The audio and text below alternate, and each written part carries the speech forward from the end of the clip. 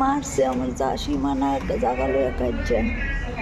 আজকের থেকে 4 বছর আগে আমরা হের বাবা থাকতো এই জায়গাটা তারা মারি কাটতেছে তো অনেক না করছিল, কইছে যদি না পাওয়া হয় তাহলে তোমরা জায়গা তোমরা পাইবা ঠিক।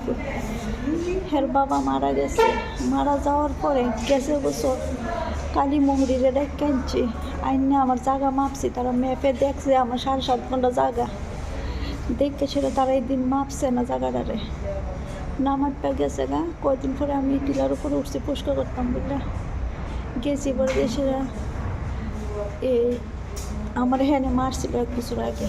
মারার পরে এই গোপালদারে আমি জানাইছি ব্যাপারটা, গোপালদা কইছে থানা করতাম, তার পুলিশে দৌড়া নিব, তার নিতে না, আমি দাদা চোখে দেখি না এখন। হ্যাঁ, কারা মারছে আপনারে?